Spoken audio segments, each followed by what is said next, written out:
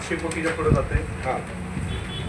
आणि खरं वास्तविक हे 95% जे महापालिकेनं त्याला द्यायचा करार केला ते सगळ्यात मोठं चुकीचं आहे. एक किमान त्याला एक 30-40% आणि उरलेले 50-60% महापालिकेने ठेवायला पाहिजे होते. तसं जर का झालं असतं तर साधारण महापालिकेला स्वतःला 400 कोटी रुपये मिळाले असते आणि त्यांना 300 कोटी रुपये गेले असते. तसं झालं असतं तरी वाईट वाटलं नसतं. यामध्ये सरळ सरळ महापालिकेचा 400-450 कोटीचा तोटा झालेला आहे या करारामुळे. हा करार पूर्णपणे एकतर्फी झालेला आहे.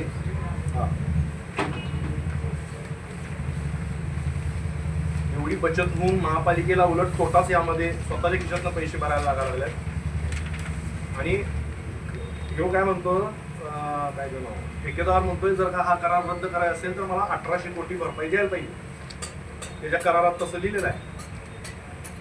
आणि परवाच्या महासभेमध्ये काही लोकांनी दंगा केला आणि त्यांनी सांगितलं की 300-400 कोटी रुपये द्या आणि हे मिटवून टाका, एकदा संपून टाका. आमचं म्हणणं असं आहे की 1800 कोटी द्या नाही तर 400 कोटी द्या, पण जनतेनं भरलेल्या करारातनं 1 रुपयाही आम्ही तुम्हाला देऊन देणार नाही. 1800 कोटी किंवा 400 कोटी जे काय ठरेल ते ज्या सभागृहात ह्याचा ठराव झाला, जे जे या ठरावासाठी जबाबदार आहेत त्या सभागृहातल्या 78 पैकी ज्यांनी मुख्य संमती दिली, ज्यांनी या ठरावाला मदत केली, जे अधिकारी त्याचे आयुक्त असतील आणि इतर अधिकारी असतील जे सगळे ह्याच्यामध्ये इन्व्हॉल्व आहेत, त्या सगळ्यांच्या वैयक्तिक प्रॉपर्टी मधून पैसे द्यावेत. 1 रुपयाही तुम्ही जनतेच्या पैशातनं द्यायचं नाही. दुसरं, आयुक्तांना आमची मागणी आहे की तुम्ही याचं स्पेशल ऑडिट नेमा. बेसलाईन युनिट कसं ठरलं याचा एक युनिट झालं पाहिजे. म्हणजे एक तांत्रिक ऑडिट झालं पाहिजे आणि एक आर्थिक ऑडिट झालं पाहिजे.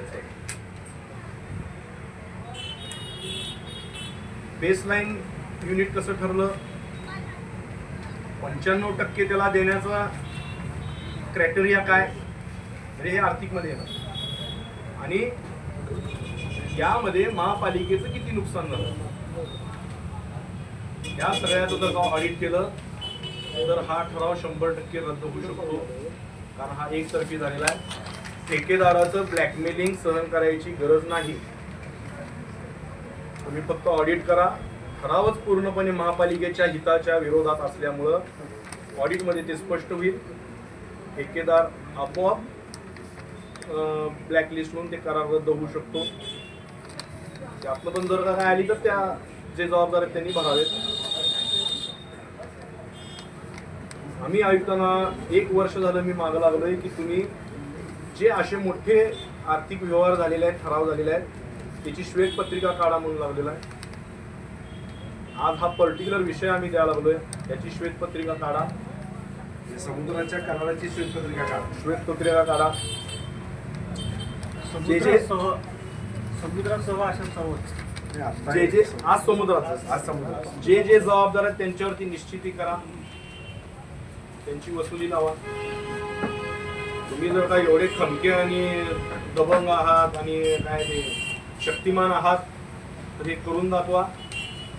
आणि याच्या मागं जे छुपे लोक आहेत, जर असतील छुपे लोक, तर यातला रुपयाने रुपये कोण पचवायला लागले, सांगलीकरांचे शेकडो कोटी रुपये कोण पचवायला लागले, त्याच्यापर्यंत पोहोचण्यासाठी तुम्ही ईडीकडे पण तक्रार करा. हजारो सांगलीकर घेऊन आम्ही तुमच्या सोबत ईडीकडे येऊ.